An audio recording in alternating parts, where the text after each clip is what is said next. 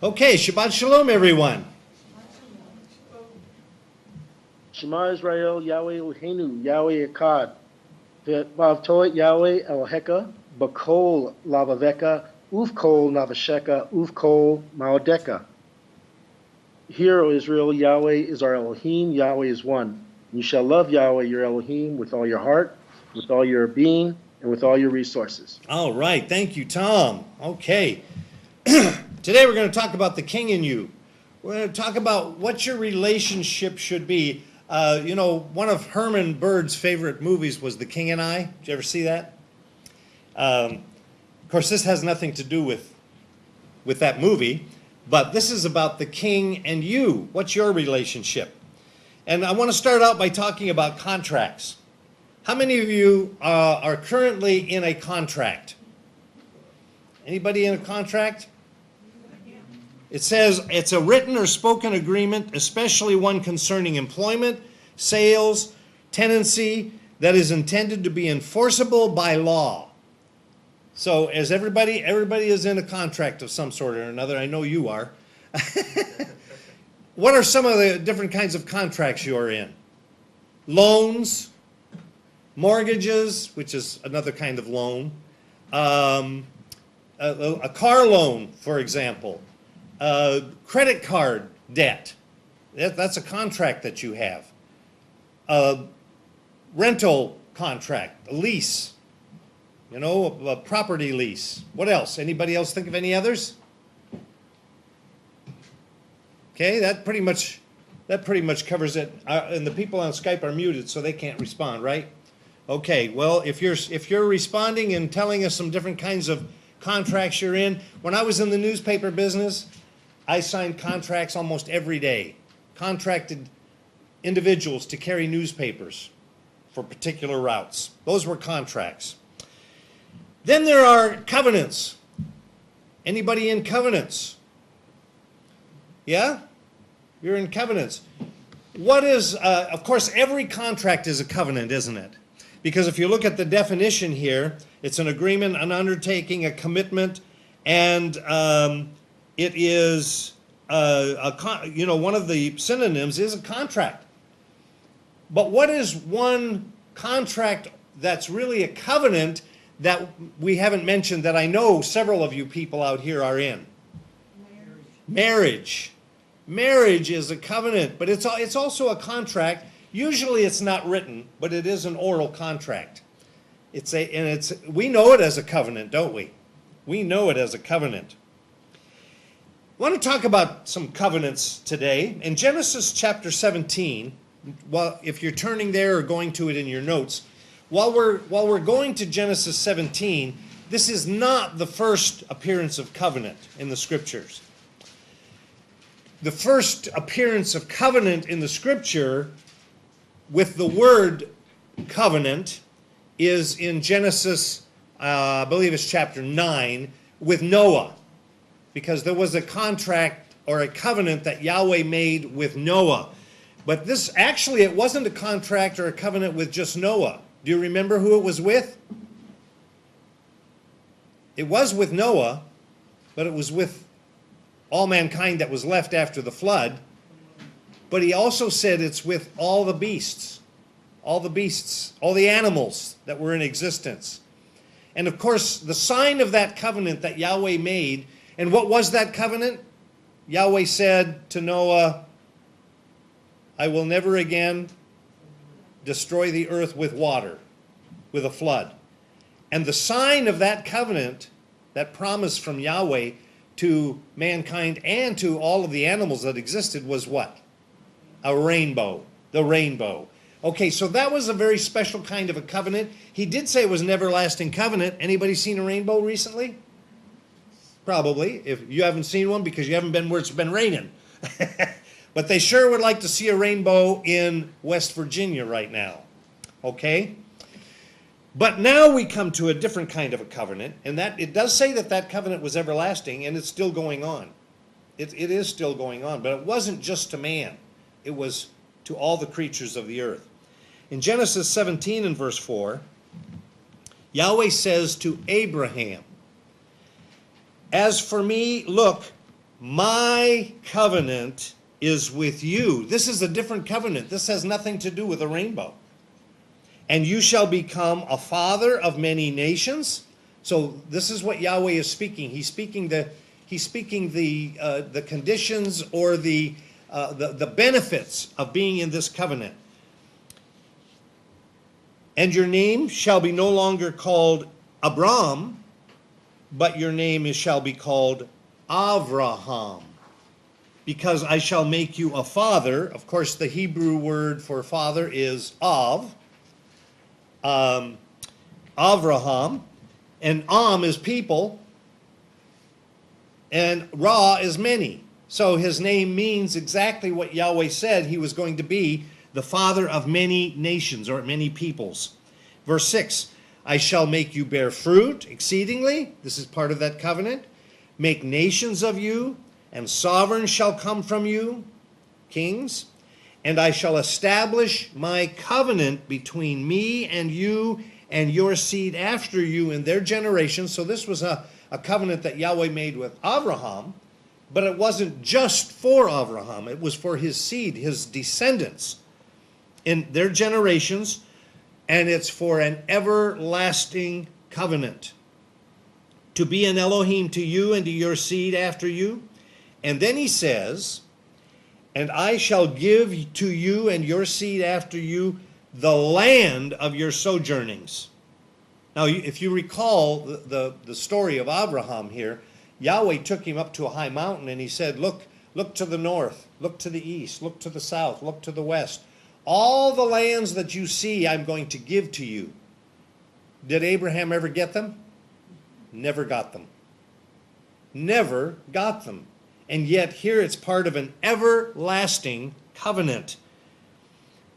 All the land of Canaan as an everlasting possession, but Abraham never got it. Hebrews, the 11th chapter, talks about that. And he says, and I shall be their Elohim. What has to happen to Abraham in order for Yahweh to fulfill this promise to him personally? He has to be resurrected, and he has to receive immortality. He has to be able to live forever to enjoy this everlasting possession.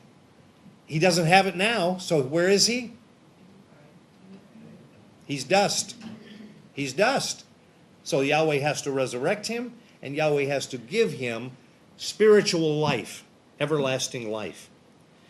In Exodus chapter 4 and verse 22, it's a little bit of an aside, but it has something to do with your relationship, which we're going to get to about the end of this message today. Yahweh said to Moses, he's going to send Moses to Pharaoh to speak to Pharaoh to release the children of Israel, who are the descendants of Abraham, which I believe all of you are descendants of Abraham, either directly with some little stroke of DNA or by grafting in, because you can be grafted in. For example, we have a person here of Russian descent today. That person does not need to fear about whether or not they're a direct descendants of Abraham, even though they probably are. But certainly they can be grafted in, just like any other race of people or clan of people can be grafted in. But Yahweh tells Moses to say to Pharaoh, thus said Yahweh, Israel is my son, my firstborn. Curious, isn't it, that Yahweh would tell Moses to speak to Pharaoh and say, Israel is my firstborn son. Well, and Israel was redeemed out of Egypt by the Pesach. And the Pesach was the slaying of a say, the spreading and covering of the doorposts with blood. And who in Israel was saved by this Pesach? The firstborn. Only the firstborn. which was a type of Yahweh's firstborn son. Because when the death angel came, or the death messenger, and went through all of Egypt, the only ones that died were the firstborn of man and beast. So would we presume that somebody else would have died if Israel hadn't followed the instruction? No, only their firstborn would have died. That was the plague. That was the last plague. Now look, notice in Jeremiah, we're going to come back to Jeremiah chapter 31. We've been reading the book of Jeremiah in our Wednesday and Friday studies. And we were just reading last night this chapter in Jeremiah chapter 31. Verse 9. I'm only going to point out this particular verse here, but we're going to come back to the rest of 31 in just a little while. Jeremiah is instructed by Yahweh to write, "With weeping they shall come, and with their prayers." He's talking about bringing the tribes, not just of Judah, who Jeremiah was a prophet to Judah, but Jeremiah specifically mentions Israel and Judah. And so he says that Yahweh is going to bring them together. "They shall come with their prayers, I bring them. I shall make them walk by rivers of waters in a straight way in which they do not stumble." As far as Judah is concerned, Judah came back from Babylon, and they walked by rivers of waters. But Israel was never brought back, not to this day. And so this is really talking about something that's in the future, when Judah is going to be brought back with Israel, and they are both going to be joined together. But notice what he says here. "I shall be a father to Israel and Ephraim. He is my firstborn." So when we were back in, if we think back in the story of the Exodus, Yahweh said that Israel was the firstborn, his firstborn son. By the time we get to Jeremiah, he says Ephraim is his firstborn. And Ephraim is a type of that firstborn. Now we went from all of Israel being the firstborn, and we went through in the wilderness. We had some problems there, and Yahweh had to smite a whole bunch of the Israelites, and he used who to do it? The Levites. And he made the Levites the priests. And so they were instead of the firstborn in Israel, and actually instead of Israel as Yahweh's firstborn. By the time we get to Jeremiah, it's Ephraim. It's Ephraim. How many of you have been, just skip that thought, we're going to make a breach here now. How many of you have been to a wedding? Have you been to a wedding? I do have someone here who's never been to a wedding. You been to a wedding? Yeah? Everybody here, almost everybody. I think, if I'm not mistaken, I don't think Chance has been to a wedding. Derek hasn't been to a wedding. But most everybody has been to a wedding. And in a wedding, I was going to bring up the marriage ceremony here and read it to you.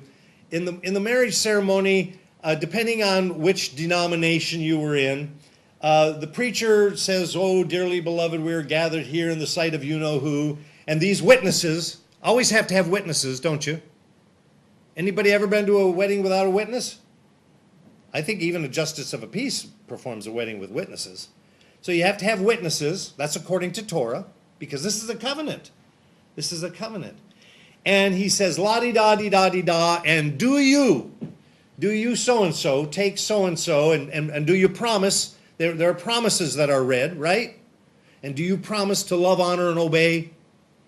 That used to be in the wedding ceremony anyway. And when the person was going into this covenant, did they expect to just go into this covenant and next week cast it aside? Anybody ever been to a wedding where, you thought the people thought that? It was supposed to be, and it used to be in the ceremony, until what do us part? Death. So it was an everlasting covenant, wasn't it? As far as how long those two people were going to live. Of course, very seldom does that ever turn out that way anymore. But we've got a couple here that's been married 61 years. 61 years. probably some others that have been married. My parents were married 63 years when my dad died. So they took the covenant seriously, and I'm not saying that there are others out here that didn't. But today, I think it's like 50% or more marriages end in divorce. How sad is that? So the marriage covenant is kind of poo-pooed today. It's not very serious. But in the marriage ceremony, at the ending, when the preacher says, "Do you?" they answer, what do they say? I do, or I will, or some vow like that. That's a vow, isn't it? I do is a vow. Now I want you to think with me about Israel coming out of Egypt. Go to Exodus chapter 19. Exodus chapter 19. Yahweh says in verse 5 to Israel, Yahweh can conduct a marriage ceremony any way he wants, right? I mean, he's the author of it back in Genesis chapter 2 and 3, when he married Adam and Eve, right? They two became one flesh. They became one, echad. So Yahweh says here, and now he's talking to Israel. I don't know. It would seem that this was the Yahweh that became Yahshua, but could this have been the Father? I want you to think about that. Later we're going to go to some parables that Yahshua gave about the reign of the heavens, or the kingdom of Yahweh. And we're going to see one where Yahshua says the reign of the heavens is like a king who made a wedding supper for his son. So could this be, these are certainly the words, if they're spoken by Yahshua. Israel's hearing these words, by the way. And they hear all this, and so here's how it goes. Now, if you diligently obey my voice and shall guard my covenant, then you shall be my treasured possession above all the peoples, for all the earth is mine. And this is a Yahweh speaking. And you shall be to me a reign, or a kingdom of priests, and a Kodesh, or set apart nation. Those are the words which you are to speak to the children of Israel. Now, we're going to go back to Exodus 19 and see a little bit more of this, but just for the sake of clarity here, notice Peter repeats this in 2 Peter, all the way almost to the end of the New Testament. Peter repeats this in 2 Peter 3 and verse 9, where he says, Yahweh is not slow in regard to the promise, as some count slowness. Promise. What promise? Promises in the marriage covenant? But is patient toward us, not wishing that any should perish. So this is an opening.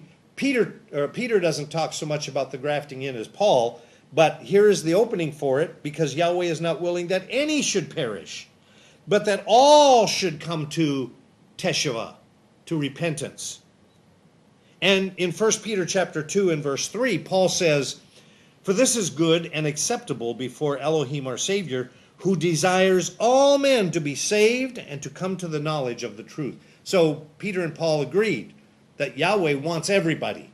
And Paul explains in other places how that's going to take place by grafting in, if they're not true Israelites. Back in the 19th chapter now of Exodus chapter 19 and 25. So Moses goes down to the people and he speaks to them. He spoke the words of the covenant. Go through chapter 20. Chapter 20 of Exodus is what? The first part is the 10 commandments, or the 10 words, what almost everybody knows and thinks of as the law of God. It's the law of Yahweh, but it isn't the entire law. It's only 10 words. And he goes on and he speaks more. In verse 18, though, after he gives the 10 commandments, all the people saw the thunderings, the lightning flashes, the sound of the ram's horn, the mountain smoking. The people saw it and they trembled and they stood at a distance and they said, what? Moses, you speak to us. You tell him not to talk to us. You tell him to talk to you, and then you convey it to us, because we're afraid. We're afraid of his voice. What an opportunity they had to hear from Yahweh directly. And so for the next few chapters, Moses explains to them the laws of Yahweh. The character, he explains to them really the character of Yahweh. And when we come to chapter 24 and verse 7, Moses took the Sefer, it was really a scroll, it wasn't a book, of the covenant. So everything that he says through the Ten Commandments and all the way through chapter 24 and verse 7, he's speaking to them the words of the covenant. This is a covenant. And he read in the hearing of the people, and they said, all that Yahweh has spoken, all the words of this covenant, I do. Right? They said, we do, but for each individual there, it was an I do. And obey. I will do it and obey. Now, of course, in most wedding ceremonies, they've struck the word obey out of those, haven't they? Don't have to. A woman doesn't have to obey her husband anymore. This was a marriage covenant that Yahweh made with Israel. It was actually a marriage covenant. It was meant to be forever. Yahshua says in Matthew 22, here is where Yahshua talked about it. Now, is there going to be a literal wedding? We'll think about that. Yahshua says in Matthew 22, the reign of the heavens is like a man, a sovereign, who made a wedding feast for his son. Now, in all of Yeshua's stories and parables about the wedding supper, we think of the king as the father, right? Preparing a wedding supper for his son Yeshua. And the bride is those redeemed by Messiah. We think of it that way. Matthew chapter 25 and verse 1. And he talks about going out and, beating the bushes and bringing people into this wedding supper, and they make excuses. They decide why they're not going to come, right? Does that sound like things that happen in the world today? Matthew 25 is about the wise and the foolish maidens or virgins. We're going to read that, beginning in verse 1. Yeshua again says, the reign of the heavens shall be compared to 10 maidens who took their lamps and went out to meet the bridegroom. So it's a wedding. This is a wedding scenario here. 5 of them were wise, 5 foolish. Those who were foolish, having taken their lamps, took no oil with them. We just covered this on Shavuot. What was the oil? What did the oil symbolize? It symbolizes the Ruach. So 5 of them didn't have, they might have had some Ruach, but they didn't have enough Ruach to meet the bridegroom. And the wise took oil in their containers with their lamps. Now, while the bridegroom took time, they all slumbered and slept. They went about their business, and I'm sure that this is a parable. So nobody goes. None of you are actually falling asleep waiting for Yeshua to come back, are you? You all look wide awake to me. I imagine those people out there on Skype and those people on the DVD program, y'all are awake. I hope my voice hasn't put you to sleep yet. So they're just going about their normal day-to-day business. And at midnight, a cry was heard. See, the bridegroom is coming. Go out to meet him. Then all of those maidens rose up, trimmed their lamps, and the foolish said to the wise, give us of your oil, because our lamps are going out. They didn't have enough lamps to fill up or enough oil to fill up their lamps to keep their flame going. But the wise answered and said, no, indeed, there would not be enough for us and you. Instead, go to those who sell and buy for yourselves.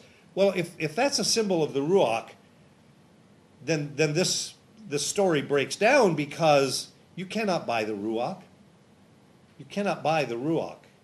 But what you can do is you can build the Ruach by exercising obedience to Yahweh. That's how you build it. For as many as are led by the Ruach, then Yahweh gives them more. And then the parables that Yeshua had he has got that one right after this, where it's the parable of the talents. And he takes away from the wicked servant who just buried what he had. He didn't build it. He didn't build on it. And so these people didn't build the Ruach. They might have been called. They might have understood that there was going to be a wedding. But they didn't obey enough to build the Ruach. So you can't really buy it, but you can build it. You can build it. Well, while they went to exercise and get some more Ruach, the bridegroom came. And those who were ready went in with him to the wedding feast, and the door was shut. And later the other maidens also came, saying, Master, Master, open for us, or knocking on the door, in this parable.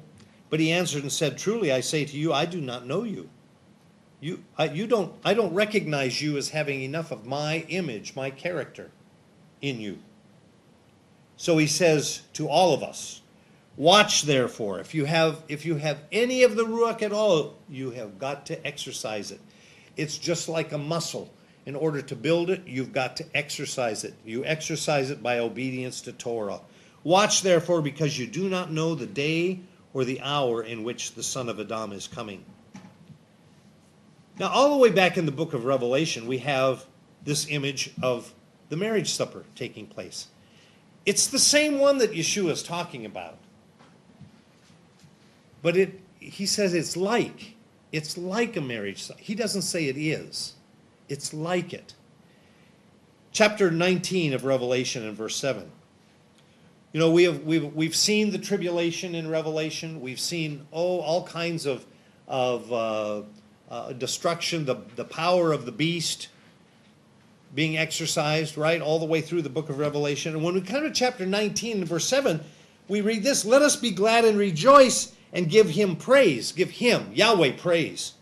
For the marriage of the Lamb has come, and the wife prepared herself. So if we look at this one statement out of the book of Revelation, and we transfer it back and think about the wise and the foolish virgins, maidens, who is that bride that made herself ready? It's those wise virgins that had the character, had the Ruach. It's the same ones. It's parallel. And to her it was given to be dressed in fine linen, clean and bright. For the fine linen is the righteousness of the Kodashim, the set-apart ones. The character.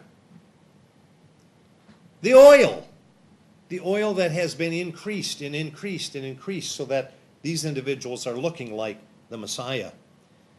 And he said to me, Write, blessed are those having been called to the marriage supper of the Lamb. And he said to me, These are the true words of Elohim. Now, have you ever gone on and read the rest of that in connection with this, thinking about what this bride is going to do when the marriage ceremony is over?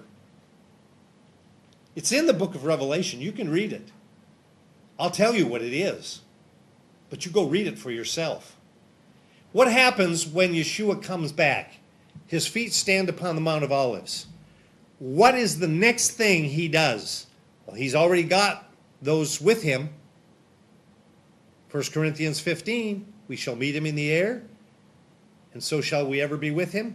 So when his feet stand on the Mount of Olives, who's going to be there? That bride is going to be there. That's the first fruits identified in Revelation 7 and 14. And then what happens? Revelation chapter 19 tells you. And I only have to remind you. I don't think I have to go back there and read it to you. Anybody remember what the next thing is? He puts the sickle to the harvest. He harvests. And what's the result of that harvest? Dead bodies from Mount Carmel all the way down to, as we read in Jeremiah 31 last night, all the way down to the corner of Jerusalem in the Kidron Valley. Blood flowing up to the bridles of horses. Yeshua's not going to do that by himself. Who's going to do that? The army that's with him. The bride in her white dress. See, that's only an image. Because when you read about what that bride really does, when it joins up with Yeshua, it slaughters the armies that are gathered together in Armageddon. That's the bride that does that. That's the bride that does that. So see, the picture of a bride breaks down after a while when you realize what the whole prophecy says is going to happen. Wow. Jeremiah 31. Again, this time in 31, verse 31. See, the days are coming, declares Yahweh, when I shall make a renewed covenant with the house of Israel and with the house of Yehudah. See, both of them, Israel and Judah. Not like the covenant I made with their fathers in the day when I took them by the hand to lead them out of the land of Mitzrayim. We read about that covenant, didn't we? Did Yahweh intend that to be an everlasting covenant? Did he intend it to be like a marriage covenant? And all the wording is just like a marriage covenant. Yes, he did. He did. My covenant, he goes on to say, which they broke, though I was a husband to them, declares Yahweh. For this is the covenant I shall make with the house of Israel after those days, declares Yahweh. I shall put my Torah in their inward parts, write it on their hearts. I shall be their Elohim, and they shall be my people. And how does he write it? We've talked about this in the last few weeks. He writes it on your heart by his Ruach HaKodesh. And so, though this Jeremiah 31:31 has not come to pass for all of Israel and all of Judah, because we have to have Ezekiel 37, the resurrection of the whole house of Israel. Ezekiel chapter 37. But it is taking place for my firstborn, my first fruits, the ones who are going to be the bride and going to be actually Yeshua's army that will stand on the Mount of Olives when he does and join him in putting the sickle to the harvest. Those are the only ones that are called to the renewed covenant today. It's not everybody. And notice Yeshua says in John chapter 6 and verse 44, no one is able to come to me unless the Father who sent me draws him, and I shall raise him up in the last days. I shall raise him. Where is that resurrection? 1 Corinthians 15. Revelation 19. Matthew 22 and 25. That's that resurrection. To those who are called to Yeshua. And what happens when you're called to Yeshua? Then you have to make a decision. Are you going, and this is the king in you. The relationship that you have with the king has to be a covenant. You have to, Yahweh is his covenant name, and you have to consciously make a covenant with Yahweh. Hopefully many of you have already done that. You have to consciously make a covenant, and you have to day by day live up to that covenant. Luke chapter 14 and verse 26, which we read to everyone. We study this with everyone who says, I want to be immersed in the name of Yahweh. If anyone, Yeshua said, the great crowds were coming to him, it says in verse 25, and this is what he said, if anyone comes to me, remember, no one is able to come unless they're called by the Father, so the Father has action in this, but if anyone comes to me because he's called by the Father, and does not hate his father and mother and wife and children and brothers and sisters and his own life also, he is unable to be my taught one. Now, when you study the Greek word, it's misai, and it means to love less by comparison, and certainly that is what is meant by this. It doesn't mean you actually have to hate your wife. You don't have to hate your father and your mother.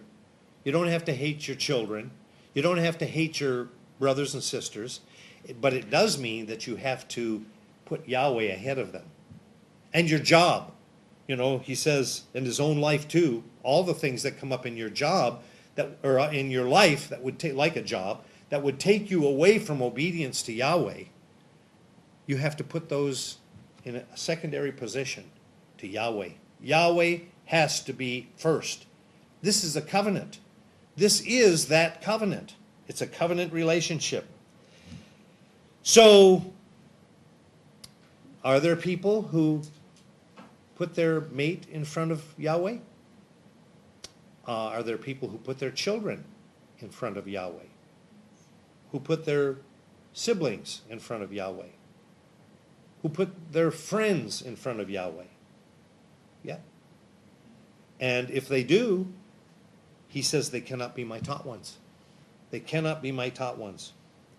And whoever does not bear, in verse 27, his stake and come after me, he is unable to be my taught one. And he says his own life also, by the way. So, you know, there are plenty of scriptures that show that there have been martyrs. That's not a very comfortable word.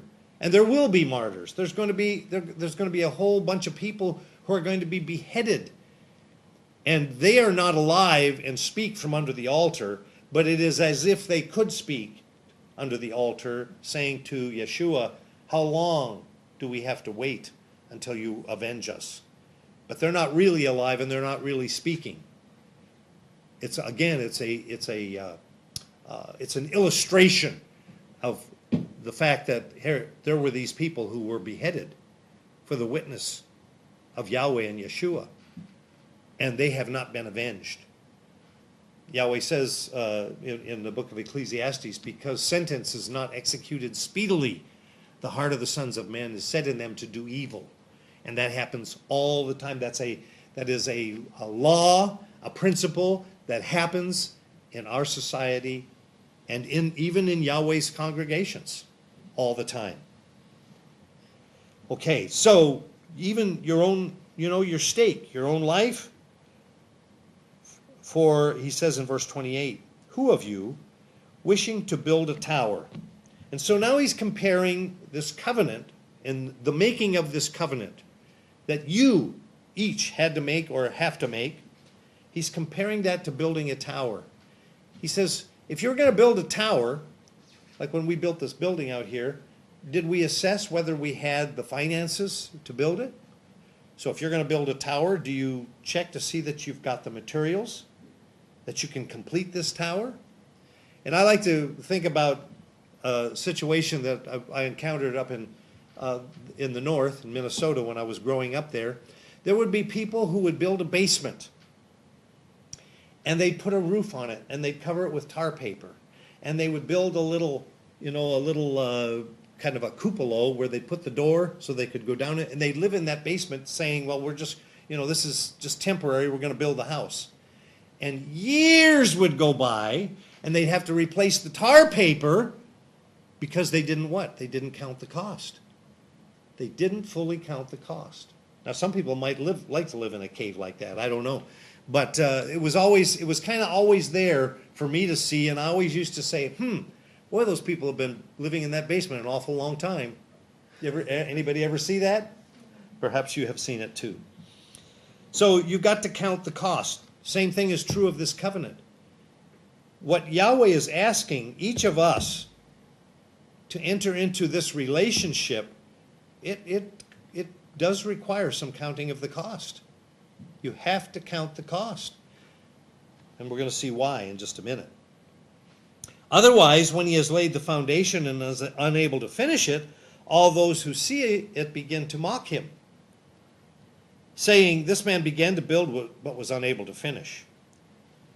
What king going to fight against another king does not sit down first and take counsel whether he is able with 10,000 to meet him who comes against him with 20,000. So if you've got a little army of, and you're not Gideon, if you're Gideon, you don't care, right? You take 300 and you go against him.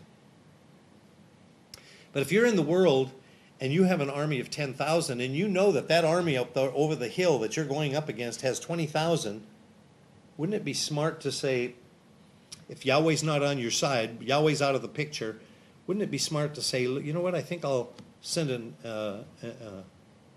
ambassador up there and see if we can make some peace.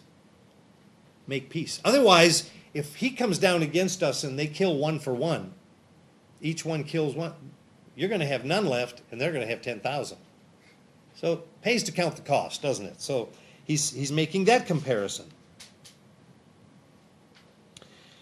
And if not, while the other is still a far way off, he sends a delegation and asks conditions of peace. That's the smart way to handle that. Verse 33. So then, every one of you who does not give up all that he has is unable to be my taught one. So that's part of counting the cost. Are you willing to give up everything? Your own life also. That's what Yahweh is asking in order to come into this covenant relationship, which many of you have already entered into. And so it's why I'm reviewing with you today the king and you. What is your relationship? In Numbers chapter 30 and verse 2, all the way back to Torah, we read this. We haven't come to this quite yet. I think maybe next week or the week after we'll come to this in the Torah reading. When a man vows a vow to Yahweh, and isn't that actually what one is doing? When you come to this point in your life where you say, I want to be Yeshua's taught one, and he says, well, you have to put me first. And you say, I do, right? That's a vow. Well, recognize it as a vow. It's a vow to Yahweh. When a man vows a vow to Yahweh or swears an oath to bind himself by some agreement, and that's certainly binding by some agreement, he does not break his word. He does according to all that comes out of his mouth. Yahweh does not look kindly on vow breaking. He just doesn't. Ecclesiastes 5 and verse 4. Ecclesiastes 5 and verse 4. When you make a vow to Elohim, do not delay to pay it, for he takes no pleasure in fools. He actually calls someone who takes a vow to him and decides to walk away from it a fool. Pay that which you have vowed. It is better not to vow. Count the cost. It's better not to vow than to vow and not pay. And then Yeshua says in Luke chapter 9 and verse 62, the same thing in mind. The same thing in mind. Luke 9:62, Yeshua said to him, to this young man, no one having put his hand to the plow. I think this is the young man that says, well, let me go and bury my father. Well, it wasn't that his father had just died. He's saying, well, let me go and help my father out and live with my father and enjoy my father until he dies. So it wasn't a matter of just going back to bury him. And Yeshua said, no one having put his hand to the plow and looking back is fit for the reign of Elohim. And of course, we've got John 12:25. There's scripture in the book of Hebrews that addresses this in chapter 6. And it says that anyone who has tasted of the good gifts of Yahweh and turns away from it, that there is no more repentance for him, because it's like dragging the sacrifice of Yeshua through the mud. John 12:25. He who loves his life shall lose it. He who hates his life in this world shall preserve it for everlasting life. If anyone serves me, and this is Yeshua speaking again, let him follow me. And where I am, there my servant also shall be. If anyone serves me, the Father shall value him. And why is that? Because the Father is like a king who made a wedding supper for his son. That's a pretty intimate relationship. And when Yahweh calls you to make a covenant with him. It's like a marriage covenant in that you are going to be required to promise, and yet we always have witnesses, don't we? We always have witnesses because it's a legal contract, and there are witnesses. Matthew chapter 19 and verse 29. So what's your relationship with the king? How does it set with you and the king? That's a very serious question for us to all ponder day by day. Matthew 19:29, but Yahshua says, everyone who has left houses or brothers or sisters or father or mother or wife or children or lands, whatever your stake is, for my name's sake, shall receive 100-fold and shall inherit everlasting life. So this is the relationship that you have, or you should have, or that you need to build with the king. A covenant relationship, a relationship of a vow on your part and on his. May Yahweh bless you and guard you. May Yahweh make his face shine upon you and give you favor. May Yahweh lift up his countenance over you and give you his peace. Yivarekeka Yahweh vayishmereka, Ya'er Yahweh panav aleka v'kaneka, Yasa Yahweh panav aleka v'yasem. L'ka shalom.